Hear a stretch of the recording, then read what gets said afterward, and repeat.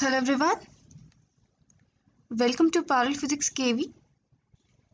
In this video, we are going to discuss about what is energy and what are the different types of energy in detail. Energy होती क्या है? It is the ability to do work. जितनी ज़्यादा energy होगी उतना ही ज़्यादा हम काम कर पाएंगे. So more is the ability to do work, more is the energy. We are going to discuss two different types of energy. Kinetic energy and potential energy. Let's take them up one by one. Kinetic energy is the energy possessed by an object by virtue of its motion. Let us suppose a car is moving on a road with a velocity v. इस car का मास है m. Then इसके अंदर इस वक्त जो energy है that is known as the kinetic energy, and kinetic energy is given by half mv square. This is the formula for kinetic energy. Now you can see that mass cannot be negative. The square of something cannot be negative. So kinetic energy is always a positive quantity. Kinetic energy कभी भी negative नहीं हो सकती. There is one more formula for kinetic energy. See, it's half mv square. Now if I multiply and divide it by m, I'll get half m square v square upon m.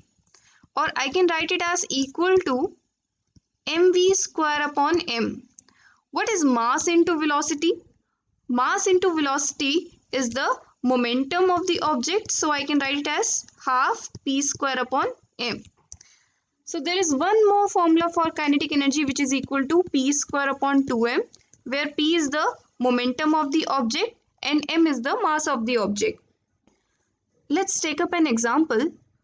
Two bodies of masses m1 and m2. Here m1 is greater than m2 have same momentum. दो bodies हैं जिनका मास हमें given है m1 और m2. m1 हमारा m2 से बड़ा है. दोनों bodies का momentum same है. Which one has a greater kinetic energy? किसकी kinetic energy ज़्यादा होगी? First we need to recall the formula that relates kinetic energy with momentum. Kinetic energy is equal to p square upon 2m. Now, kinetic energy of the first object will be equal to p1 square upon 2m1, and kinetic energy of the second object will be equal to p2 square upon 2m2. लेकिन दोनों का momentum तो same है. Late us suppose p1 p2 के बराबर है which is equal to p. So I can write it as equal to p square upon 2m1 and it k2 will be equal to p square upon 2m2. Now if we divide the two, k1 upon k2, I'll get k1 upon k2 is equal to m2 upon m1. Now m2 हमारा m1 से छोटा है, so this quantity will be less than 1, और I can write k1 is less than k2. तो question में हमसे पूछा है किसकी ज़्यादा काइनेटिक एनर्जी होगी? The one having lesser mass will have more kinetic energy, so k2 will be more. Let's take up another question which says two bodies of masses m1 and m2, here m1 is greater than m2, have same kinetic energy. दो bodies हैं, दोनों का मास है, एक का मास है m1, दूसरे का मास है m2. m1 m2 से बड़ा है, उनकी काइनेटिक एनर्जी सेम है. Which one has greater momentum? It's again a very simple problem. Since kinetic energy is equal to p square upon 2m. Now दोनों ऑब्जेक्ट्स के लिए हम सेम रिलेशन लिखेंगे. फर्स्ट ऑब्जेक्ट के लिए काइनेटिक एनर्जी k1 लेते हैं, मोमेंटम p1 लेते हैं और मास m1 लेते हैं. सेकेंड ऑब्जेक्ट के लिए काइनेटिक एनर्जी k2 लेते हैं, मोमेंटम p2 लेते हैं और मास m2 लेते हैं. देन काइनेटिक एनर्जी सेम है, इसका मतलब k1 is equal to k2, let it be equal to k. तो लेफ्ट साइड दोनों इक्वेशंस की सेम है तो राइट साइड भी सेम होंगी. So it means p1 square upon 2m1 is equal to p2 square upon 2m2. Now 2 gets cancelled. I will get p1 square upon p2 square is equal to m1 upon m2, or p1 upon p2 is equal to under root of m1 upon m2. Now जो अंदर quantity है that is greater than 1, so something greater than 1, the under root of that will be greater than 1. So it means P1 is greater than P2. तो first body का momentum ज्यादा होगा as compare to the second body. Now let's discuss the second type of energy which is potential energy. It is an energy possessed by an object by virtue of its position or configuration. एक object की position या फिर उसकी configuration से जो energy define करते हैं हम, that energy is known as potential energy. Now potential energy की भी टाइप्स होते हैं. Will discuss about two types of potential energy, gravitational potential energy and elastic potential energy of spring. Let's discuss them one by one. Gravitational potential energy. Let us suppose an object of mass m was lying on the ground. एक ground पे एक मास रखा था m. I lifted that mass और मैंने उसकी height बढ़ा दी by h. तो मैंने कुछ काम किया उसे ऊपर उठाने में, and that work is stored into the potential energy, जिसे मैं U से रिप्रेजेंट करती हूँ. And potential energy of this system now is equal to m times g times h. Here m is the mass, g is the acceleration due to gravity, and h is the height by which the mass has been lifted. The second type of potential energy is the elastic potential energy of the spring. एक spring की tendency होती है कि अगर हम उसकी shape change करें, उसकी लेंथ शॉर्ट करें या लंबी करें, then it has a tendency to regain its original shape.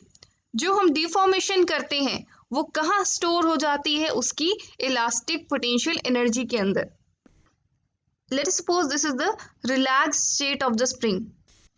इस स्प्रिंग का एक एंड फिक्स्ड है और दूसरे एंड पे मैंने एक ऑब्जेक्ट कनेक्ट किया है जिसका मास है m. नाउ मैंने इस मास पे एक एक्सटर्नल फोर्स लगाई इन दिस डायरेक्शन और ये मास x अमाउंट से डिस्प्लेस हो गया. तो इसका मतलब हमारा स्प्रिंग अब थोड़ा स्ट्रेच हो गया है. Now this stretched spring has a tendency to regain its original shape. तो ये ऑपोजिट डायरेक्शन में एक फोर्स लगाएगा, इक्वल अमाउंट ऑफ फोर्स, जिसे हम बोलते हैं रीस्टोरिंग फोर्स. इसी तरीके से अगर मैं इस डायरेक्शन में अपनी एक्सटर्नल फोर्स लगाती हूँ तो restoring force exactly opposite direction में लगती है, and this restoring force is applied by the deformed string. इसमें भी मेरी डिस्प्लेसमेंट x हुई है. Elastic potential energy of the spring is defined as the amount of work done by external force is in expansion or compression of the spring. ये जो external force लग रही है इसने कितना काम किया है स्प्रिंग को एक्सटेंड या एक्सपैंड या कंप्रेस करने में. जितना अमाउंट ऑफ वर्क किया गया है वो कहाँ स्टोर हो जाएगा? इस स्प्रिंग की इलास्टिक पोटेंशियल एनर्जी में. Let's try to find out an expression for the elastic potential energy of the spring. जो restoring force लगाता है spring F, that is proportional to minus x. Minus क्यों?